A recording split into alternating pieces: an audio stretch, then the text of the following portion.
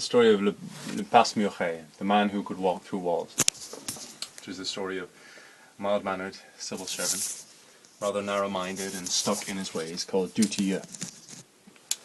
He's a little man with pince-nez glasses and a goatee beard, and he's worked at the same desk in the same office in the French Ministry of Information for the last 25 years. Very much a creature of habit, likes everything in its own place. Every day follows much like the one that preceded it.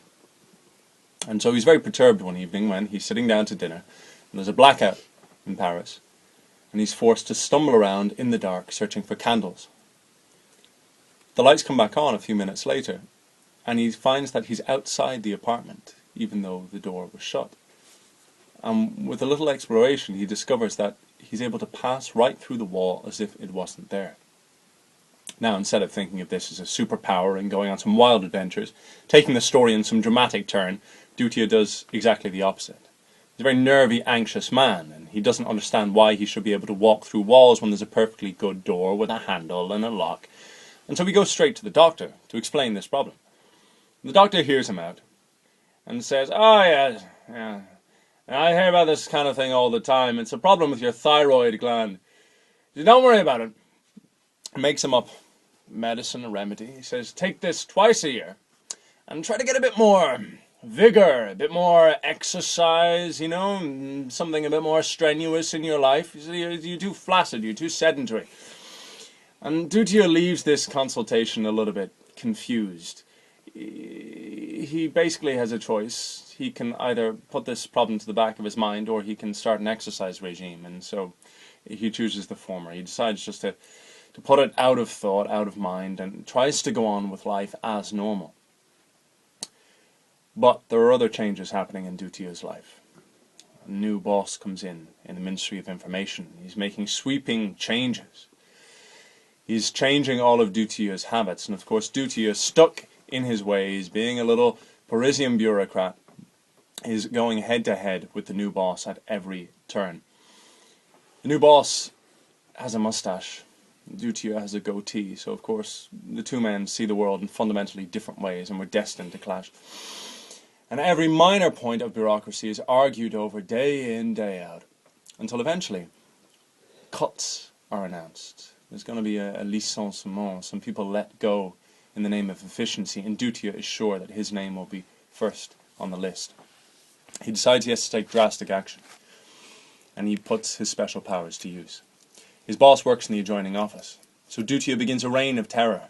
He begins passing his head through the wall, making funny faces at his boss, insulting him, singing songs. His boss, when he runs around to Dutilleux's office, finds that he's busily writing away. And so he performs this stunt day in, day out for a week, drives his boss insane, and he's taken away by the men in the white coats, and Dutilleux's job is secure. A great victory for the common man. After this success, Dutilleux's imagination begins to roam, and he thinks, what else could I do with this power? Any ideas?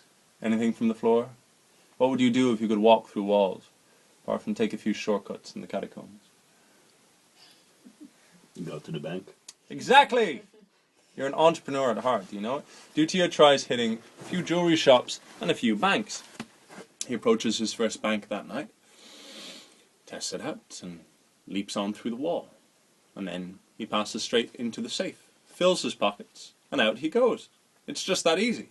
And he gets quite a thrill from it. So this becomes his new hobby. Every night he goes robbing banks.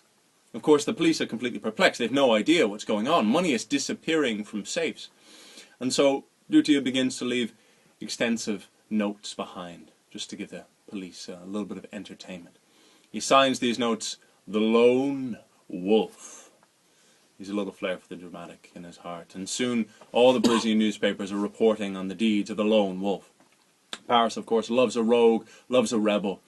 And everybody is talking about who the lone wolf could be, where will he strike next, and the gossip extends to Dutilleux's own office. He arrives one morning to find the office all astir with the latest goings-on of the lone wolf, and he sees his moment to shine. He speaks up and says, "Actually, the lone wolf is me." And everybody laughs. No one can believe that little Dutilleux could be a master criminal. And so he's ridiculed all day long and goes home that day red-faced, determined to rob one more bank. But tonight, he stays in the safe and waits for the police to arrive, just so he can be arrested and have his name and his photo in the morning papers. When the police get their hands on him, they're none too pleased with him. He's been making them look like fools for weeks. And so they toss him in a cell, they abuse him and tell him he'll never see the light of day again. And he realizes that perhaps a career as a master criminal is not for him after all. He's not pleased with this treatment. And so when their back is turned, he excuses himself and walks right out through the wall. By now he's robbed quite a few banks. He's a nice little nest egg put aside. So he shaves his goatee, he changes his name, and goes back to a quiet way of life, living up on the hill of Montmartre. And one day, he was taking a stroll around Montmartre, on the Rue Lepic, when he set eyes upon the most beautiful woman he's ever seen in his life. And perhaps because this whole new world of possibilities opened up to him, he falls head over heels in love with her. He plucks up his courage, talks with her, and finds that she's married. But that's no problem to a Frenchman. The fact is, she's married to a brute who locks her up in their apartment every night and then goes spending what little money they have in the red light district of Pigalle. Dutilleux whispers sweet nothings in her ear and promises a secret rendezvous with her that very night. All through the day, he's getting more and more nervous. He feels like a schoolboy again. His palms are sweating. He's got butterflies in his stomach. He's out of breath. His legs feel like jelly, and he's so in love. He's so nervous. He has a headache coming on shortly before he's about to depart. And so he searches around his medicine cabinet, looking for some aspirin or a painkiller, and finds something that looks like it might do the trick. So takes it and then goes to meet his love. He passes through the outside wall of the building, passes through the inside wall, and has the most amazing night of passion of his entire life.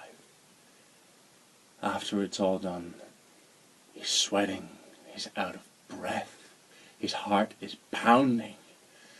He's one final kiss, good night, and then goes to make his dramatic exit out through the wall which he came. But the inside wall is a little bit sticky, a little bit stiff. He has to struggle to find a way through the plasterwork. And then, as he tries to push through the outside wall, it won't budge. And by the time he turns around and tries to go back in through the inside wall, that too is solid. And he's trapped in the partition between the two walls.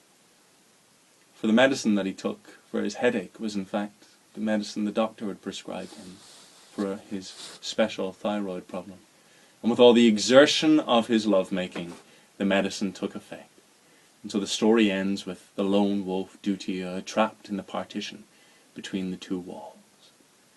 I don't know if there's a moral to this story. It's slightly dubious, as most of Marcel Aymé's are, but, always check the label of medicine before you take it.